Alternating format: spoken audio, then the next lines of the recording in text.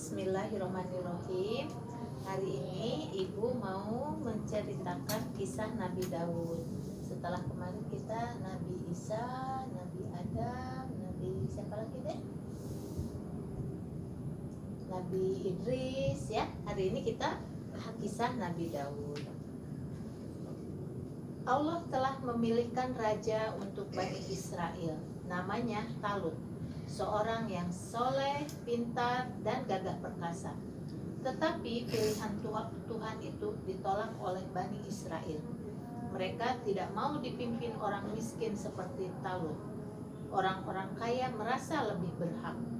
Tetapi mereka tak bisa membantah pilihan Tuhan. Kaum pembangkang terpaksa tunduk. Hati mereka kesal dan masih tak bisa menerima.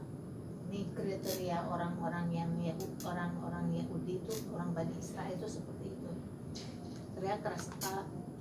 Sedangkan masalah besar mengancam keselamatan. Pasukan Jalut telah bersiap-siap hendak menyerang Bani Israel. Talut yang terpilih. Raja Talut menyeru rakyatnya untuk membela diri. Rakyatku semua, Jalut dan pasukannya hendak membinasakan kita. Negeri kita sedang terancam. Mari satukan kekuatan. Kita berjuang mengusir musuh. Oleh sebab itu, mari kita bersiap-siap. Latihan perang dilaksanakan oleh para pria dewasa. Daud ikut mendaftarkan diri, padahal dia masih anak remaja. Talut kaget. Benarkah kamu ingin berperang? Siapkah kamu berjuang? Daud menjawab dengan mantap. Insya Allah saya siap. Talut mengenyitkan dahi. Dia tidak melihat Daud membawa senjata tajam. Talut bertanya, "Mana senjatamu?" Daud mengacungkan ketapelnya. "Ini senjataku. Aku pernah membunuh serigala buas dengan senjata ini." Talut merasa anak muda itu bergabung dalam pasukannya.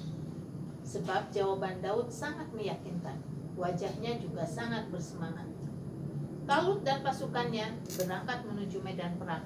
Matahari bersinar sangat terik. Pasukan Talut sangat kehausan. Sementara persediaan air telah habis. Tenggorokan mereka terasa seperti dipanggang api. Benar-benar pasukan ini merasa kepayahan. Tiba-tiba terdengar suara Talut memperingatkan.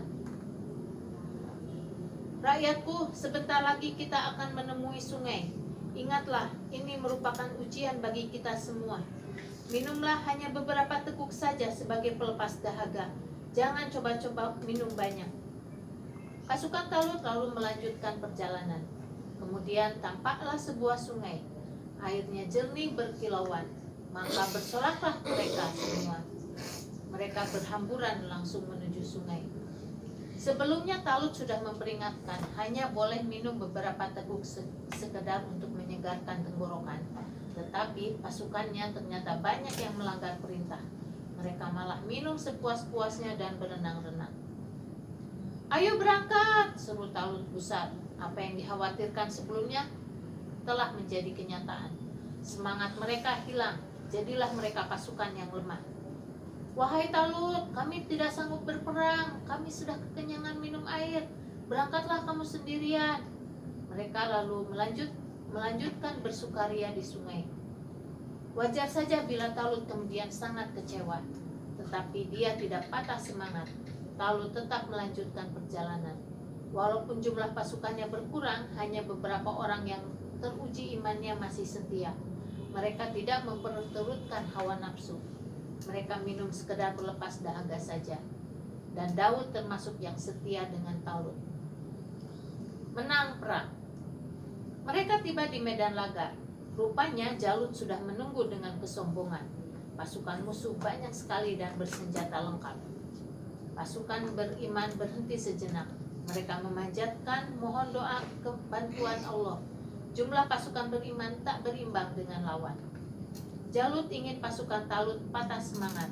Dia berseru dengan kongan. "Ahahaha, cuma segini saja pasukanmu Talut. Lebih baik kamu menyerah saja sekarang. Pasti kalian akan kalah." Tubuh Jalut kekar dan besar. Otot-ototnya bertonjolan. Kalau dia berjalan, tanah terasa bergetar. Dia lebih mirip seperti raksasa daripada manusia. Jalut dengan mudah mengayun-ngayunkan gada besar. Dia berseru menantang. Hai Talut, suruh saja maju kesatria terhebatmu. Ayo hadapi aku. Mari kita berduel 1 lawan 1. Pasukan Talut diam terpaku. Mereka ngeri melihat tubuh besar Jalut. Talut berusaha menyemangati pasukannya. Ayo, kalahkan Jalut. Siapa yang berhasil akan diberi kehormatan. Dia akan dinikahkan dengan putriku, Mikyal. Mikyal adalah putri yang baik budi. Banyak pemuda yang mengharapkannya, menjadikannya menjadi istrinya. Mikyal juga ingin menikah dengan pahlawan, tapi tak seorang pun pasukan Talut berani maju. Pada detik-detik yang menegangkan itu, terdengar suara. Aku yang akan menghadapinya. Suara itu terdengar sangat lantang. Suara siapakah gerangan? Rupanya suara gagah itu berasal dari seorang remaja. Raut wajahnya bersungguh-sungguh. Di dadanya terkalung ketapel sebagai senjata. Ya, itulah Daud. Orang-orang memandang heran kepadanya. Mereka berpikir Daud pasti sedang nekat. Bagaimana mungkin seorang remaja bisa menang melawan Jalut? Tapi Talut tetap menghargai tekad baja Daud. Dia lalu memberikan semangat. Silakan maju anak muda, Allah menyertaimu. Jalut langsung mengejek. Hei, kenapa kalian tidak ada yang kesatria? Kenapa anak ingusan malah disuruh duel melawanku? Pasukan Talut semakin tertunduk malu. Ah, baiklah, akan kulumatkan saja bocah ini. Jalut lalu mengangkat gada raksasanya ke udara. Alat pemukul itu siap diayun-ayunkan dengan sekuat tenaga. Orang-orang sampai tergidik membayangkan kepala Daud yang akan remuk. Segera Daud menyiapkan ketapel dengan batu sebesar tinju. Dengan menyebut nama Allah, Bismillah, syut! Batu itu melayang secepat kilat. Jalut tak sempat menghindar. Batu menerjang deras tepat mengenai kepalanya. Bruk! Bidikan ketapel Daud tepat mengenai sasaran. Orang-orang tercengang melihat serangan cepat Daud. Sesaat Jalut masih bisa berdiri. Darah mengucur deras membasahi bajunya. Tak lama berserang. Bum! Jalut pun tumbang. Malaikat maut telah mencabut nyawanya seketika. Orang-orang langsung terkesiap. Hore! Hidup Daud! Teriakan gembira segera membahana. Pasukan beriman bersorak-sorai. Kemenangan Daud kembali membangkitkan semangat pasukan. Talut tak membiarkan pasukannya larut bersorak-sorai. Serbu! Teriaknya nyaring. Dengan semangat menyala-nyala, pasukan beriman menyerang. Pasukan musuh tak lagi berdaya. Mereka jumlahnya banyak, tapi mereka telah kehilangan semangatnya sebab rajanya sudah mati di tangan anak remaja. Akhirnya pasukan Talut mengalahkan lawan yang lebih banyak. Dan sejak itu Daud menjadi sangat terkenal. Rakyat mengeluk-ngelukannya. Mereka memuji keperkasaan Daud. Pokoknya Daud sudah seperti selebritis lah kalau zaman sekarang mah.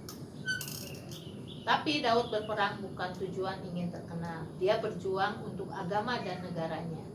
Setelah kemenangan, Daud mengasingkan diri ke hutan. Dia menjauh dari puja-puji manusia. Nah, itulah orang hebat.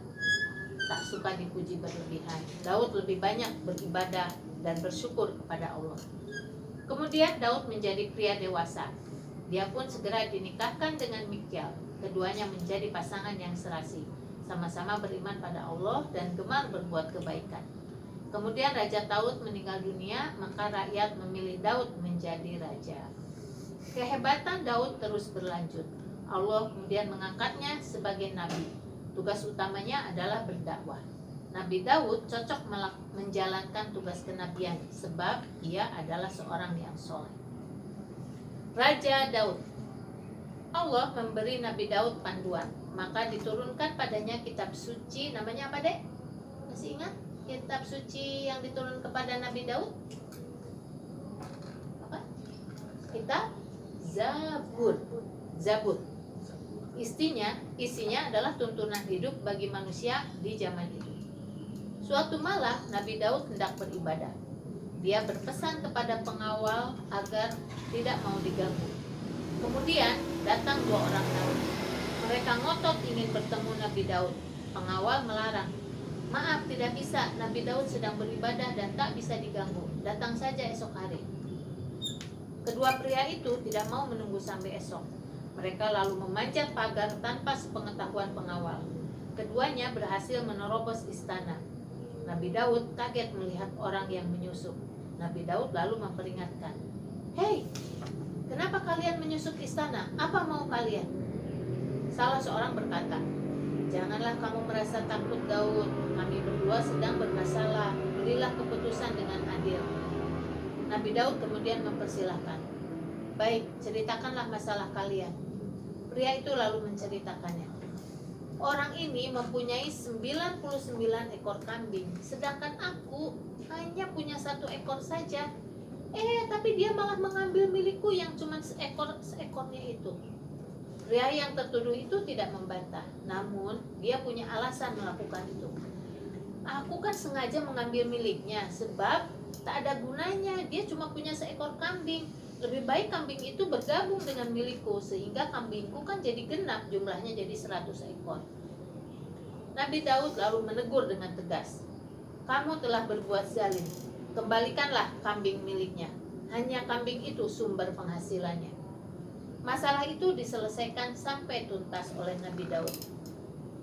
Rupanya kedua orang itu ternyata adalah malaikat yang sedang menyamar. Mereka sedang menguji kesabaran Nabi Daud. Bagaimana sikapnya terhadap tamu yang tidak sopan. Terbukti bahwa kesabaran Nabi Daud, kedua tamu itu tetap diterima dengan baik, dan perkara kecil pun tetap jadi perhatiannya dan diselesaikan dengan baik. Coba perhatikan Quran surat Shad ayat 24. Di situ Nabi Daud berkata, "Sesungguhnya dia telah berbuat zalim kepadamu dengan meminta kambingmu itu untuk ditambahkan kepada kambingnya.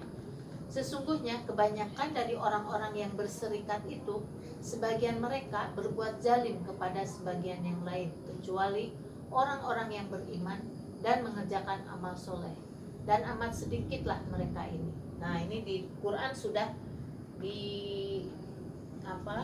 diwanti-wanti nih. Kebanyakan orang-orang yang punya, yang kayak orang golongan atas justru malah membeli orang bawah. ya kalau mungkin kalau sekarang kayak konglomerat yang dia malah dengan sengaja menghancurkan kayak